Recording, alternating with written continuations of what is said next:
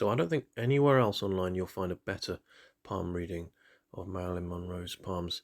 So I hope you enjoy this one. If you do, let me know what you think, and please consider subscribing. So I found a few images, but the best one I found, it comes from this image right here, and here is the close-up, and it's just superb detail. This image was taken in 1945. At the time, Marilyn Monroe was 19.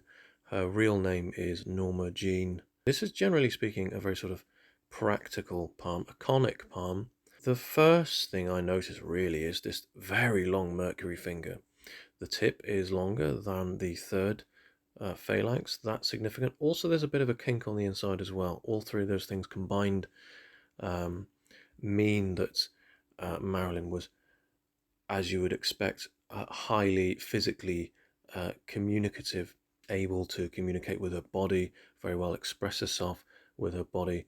And this little kink here means that she was appreciative of physical form, not just in others, but in herself. And, as you'd expect, a sex icon to, be aware and have an understanding of this sort of thing naturally. But the shortened kind of third phalanx, in conjunction with what these things mean, it symbolizes dependence, the shortened third phalanx. So along with other signs there, it can, with this sort of broken girdle of Venus towards Jupiter, it does mean that there was a dependence on the opposite sex for intimacy, and there's a fear here with sort of replacing sex with intimacy, with seeing sex as love, and other signs show that as well. But before I get into all of that, I wanted to just point out a few things about the shape of the palm and the fingers. The two middle fingers lean in towards each other here.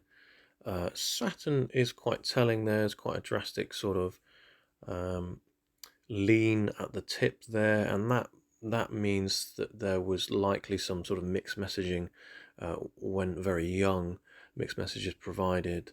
Norma, let's call her, was in lots of foster homes from a very early age. Her mother was put in an asylum. Her father has an unknown identity. So there were obviously issues throughout latency. And actually, I would expect to see a lower set Mercury finger with someone with this kind of upbringing. But this is a testament to her character and her ability to learn and put herself out there, and just this sort of natural ability to express herself through physicality, verbally as well, but also in her creative efforts as well. And that's shown by this headline as well, just this wonderful long natural curve here, and there's a slight fork at the end, which is very commonly seen in actors. But generally what this means when you have two middle fingers that lean in towards each other shows a caring, considerate, sympathetic, empathetic, and sensitive person. This is someone who was always thinking of other people. The third phalanx of Jupiter is quite widened at the base. You can't see it as much in this picture, but it is more prevalent in other images of her palms. And this is a clear sign of compensating escapism through drug, sex, and alcohol. And generally speaking, with Hollywood A-listers, you also see in combination with this an inferiority complex. However, we don't really see this with Norma. Actually, that's not a good example. Jupiter and Apollo are very well matched. They're almost perfectly even. And despite quite a rocky upbringing, I really would expect to see an inferiority complex along with this need to escape and cope with sex, drugs, or alcohol, but I don't see that. So her confidence hasn't been damaged despite a rocky upbringing, which is interesting. Now, a level Jupiter and Apollo is actually a sign, or one of the signs of fame in palmistry, and that's because her levels of what she's capable of, her idea of her abilities and talents, are in line with her ego and ambition. And this is why it's one of the signs of fame in palmistry, because it creates a kind of an alignment, a level-headedness, which there is actually, despite being a very emotionally motivated and sensitive person. There is also a very sort of pragmatic and forward-thinking side as well to this person's palm. So that's really interesting. This little angle seen down here is known as the angle of pitch. It's next to the angle of time or proficiency, and it's fairly it's fairly significant here because actually there is a natural singing ability here, and this is before Norma had a voice coaching through her sort of musical films, which she sang in her film. So naturally there is a singing talent here. I think one of the most things that prevalent things that stood out for me was this, and it's this sort of wasting of the second phalanx of the thumb here, and it shows diplomacy skills. So really, when I look at this palm, I see two sides to this person, and that's perhaps a sign, along with these two middle fingers. They're very tightly wound together as well. But overall, this is a very multi-talented person. Lots and lots of different kinds of skills here, and very able to apply any and all of them. A triple threat at the very least, able to sing, possibly dance and act without a doubt. So this tightly wound middle fingers here is always a sign of someone with a feeling of being stuck in a rut, being trapped in their current position and their situation that they're in. And as I say, this was taken in 1945 when Marilyn was at the age of, I'm switching between Marilyn and Norma, was at the age of 19, and she was getting a divorce at this time. So let's get into the sort of early life.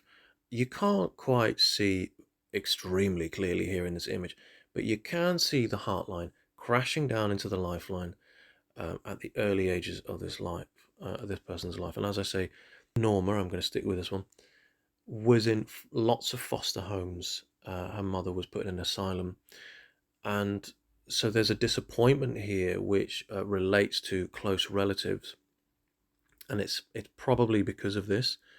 And then at the age of 16, so I'll just explain what this means. This crashing of the heart line down into the lifeline, it shows disappointment. The heart begs for assistance from the environment and the headline. They're both joined at this time, for logic and help from assistance around her, from others that are more able.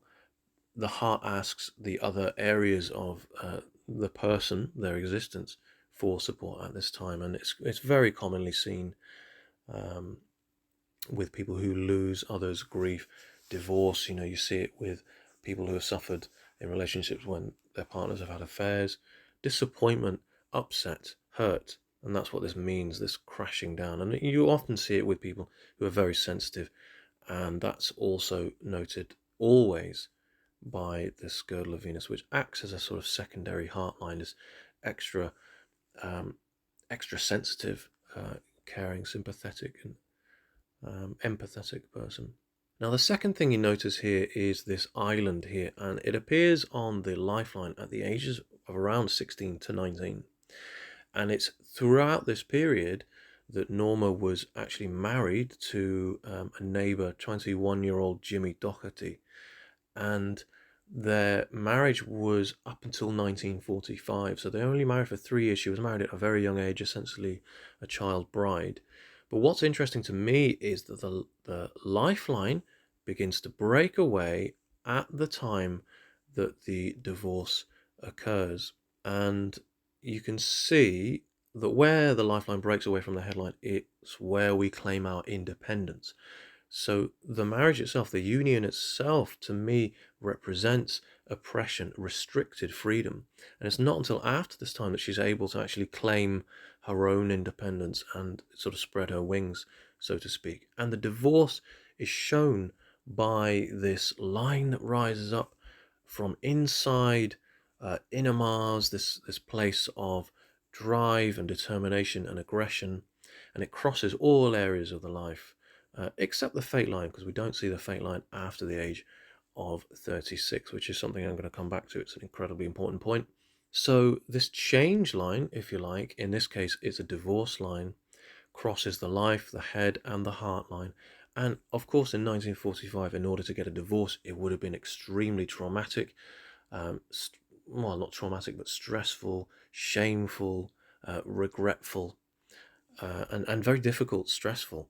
So we can see that that's, obviously a lot of lessons were learned here, but it's an obstacle, a deep, an impactful obstacle, which was difficult to get past.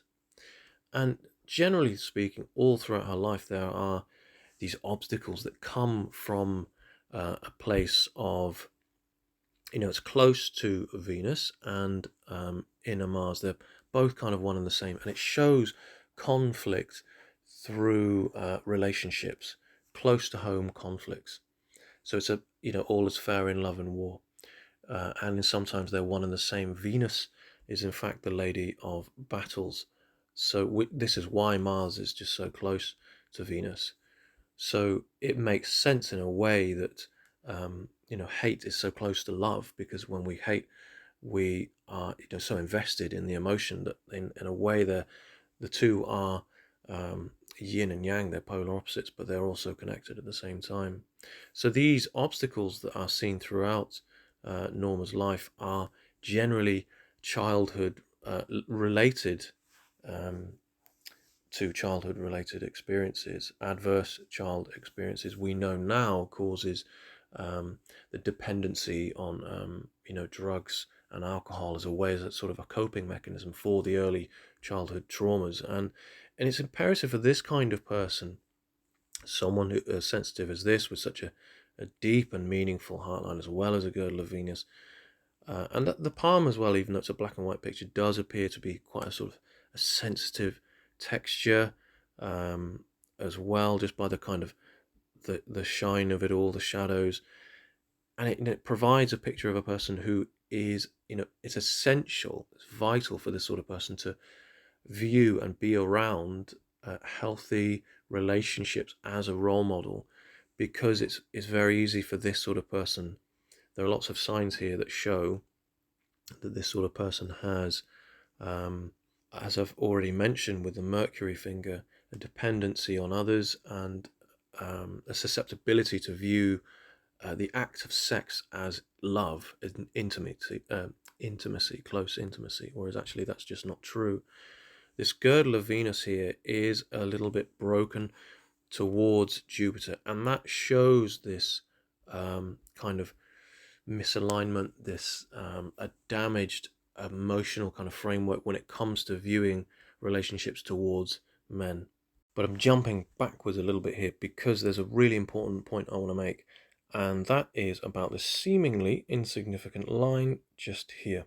So we're going back in time a little bit here, and actually this is a line of milieu. It's a line of environment, if you like. It creates resistance against the person's life, and essentially it's a bad luck line. After these lines end, after they sort of dissipate, there's generally a big break, if you like, a burst of good luck to make up for the bad luck in equal measure. And that's what's happened here. We're obviously at 19 at the time that this picture was taken. In fact, around this time, Norma had her big break, and went from sort of modeling and into movies. So this, as I say, seemingly unimportant and innocent looking little line here creates this resistance against this person's life and their fate. And the reason why it's important is because it's also important because of this deep and impactful line here that comes through Pluto. And Pluto, this little area down here just below Luna, is Pluto and Saturn are the two planets that can provide us with a picture as to how someone dies. It's the furthest planet. It's furthest outside influences possible. It's influences way outside of our control, and it's the unknown as well. Saturn, the reason why Saturn also can show us this sign as well, or signs of the end, is because Saturn is Father Time, it's Chronos, it's the inevitable, it's what's going to happen, it's the road ahead.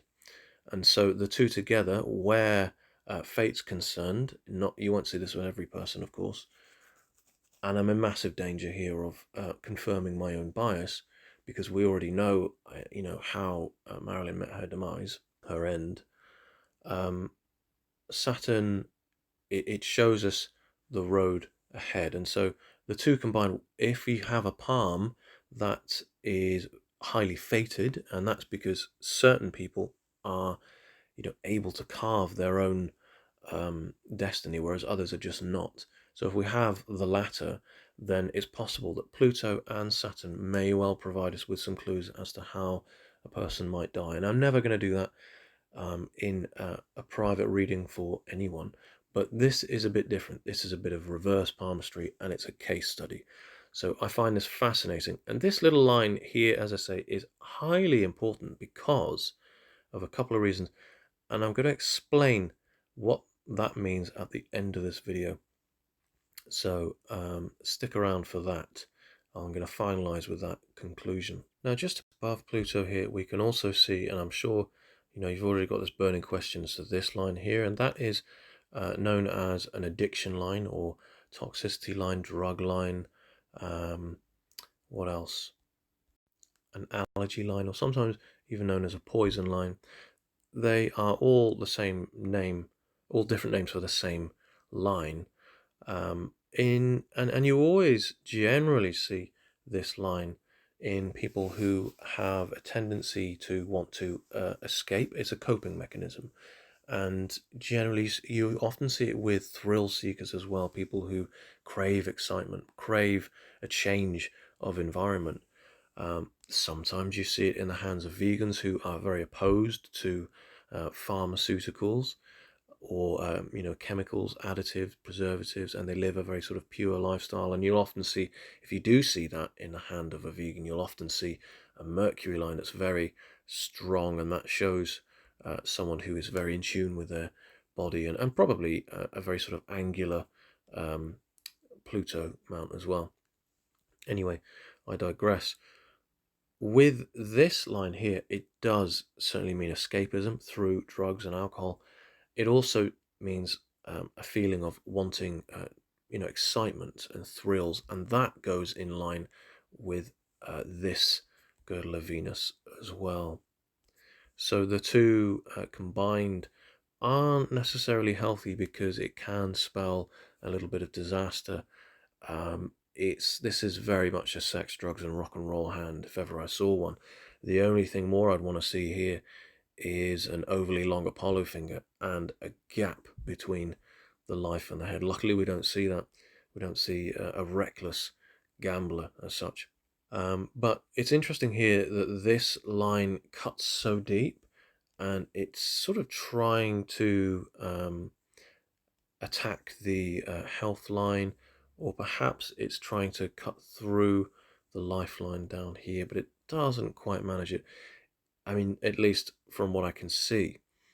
But the interesting thing is, it does, with other signs combined, indicate a strong indication here of a dependency, an escape mechanism through many vices. The other thing I really feel this is huge now. The Mercury line in itself, notice how the Mercury line travels this way down the palm.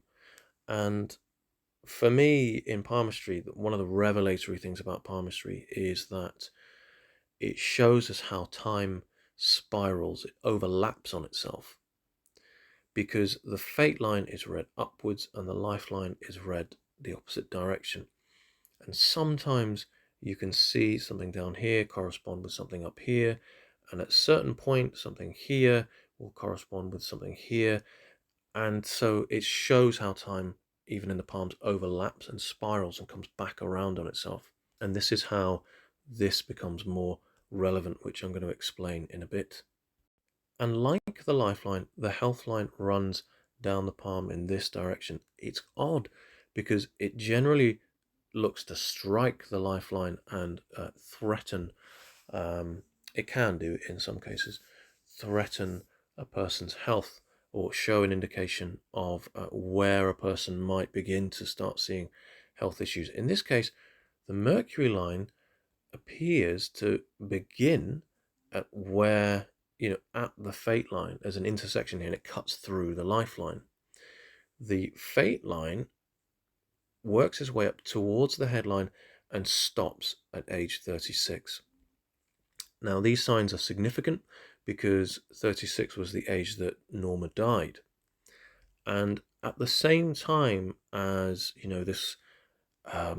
this connection of these two lines together, you've got another change line here.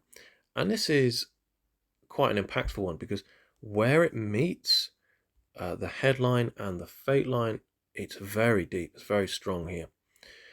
And for me, all of these three signs combined paints a picture. And again, I'm in danger of confirming my own bias here, but I do feel that this shows this again. This is inner Mars. This is a place of a conflicting relationship. This is someone quite close to home that a relationship has been had with, who has struck this person's path in some way. They've created quite an impactful obstacle, and after this time it looks as though fate is non-existent.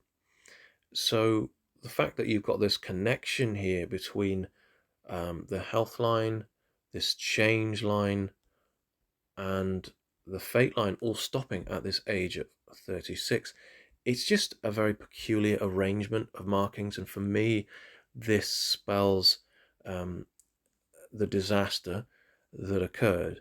And I know that Marilyn Monroe's suicide, well, it was ruled as a suicide barbiturate, a barbiturate overdose. However, no capsules were found in her stomach, and there was other things that are very fishy around the investigation, so much so that it had to be reopened in 1982. And I know that it's still ruled as a potential suicide, but there was a strange small round bruise found on her lower body, and I feel that actually she was injected with barbiturates and it was a cover-up. The reasons for this: the higher you rise, the harder you fall, and she was in league with some high-profile politicians. And it's thought that, and this is my belief, I share this theory, that Marilyn Monroe was going to be used as leverage against John F. Kennedy. And so it possibly John F. Kennedy wrapped up some loose ends, so to speak. And so where I wanted to finalize with this conclusion and the significance of Pluto, because as I say, time spirals and overlaps, and the palms mirror this theory for me anyway, and no other palmist I know of has come up with this. This is just my thoughts. It looks as though this outside influence from a very distant place outside of control has come in and struck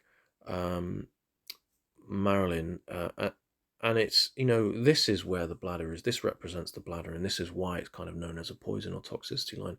This secondary line here is lowered down. It's more meaningful. It's ancestral memories. It's something further away, far outside of control. And it looks to strike this line of bad luck. And so for me, it sort of symbolizes coming full circle. We start here with this bad luck in life. And despite all of that, there's good luck, the big break that comes after this bad luck, this burst of good luck to make up for it in equal measure. And there's this high rise, and then there's this being struck down and falling by, an event that's quite fated and outside of control.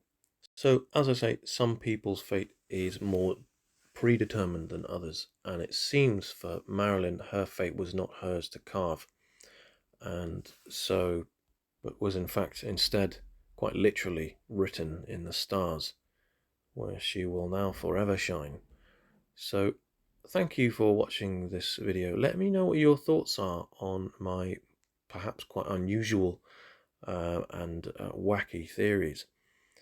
Oh, well, on one last final note here, the bracelets here, and I use that word as plural because generally speaking, we all have more than one. It's shown as in medieval palmistry to have more than each one of these bracelet lines represents 25 years of our life.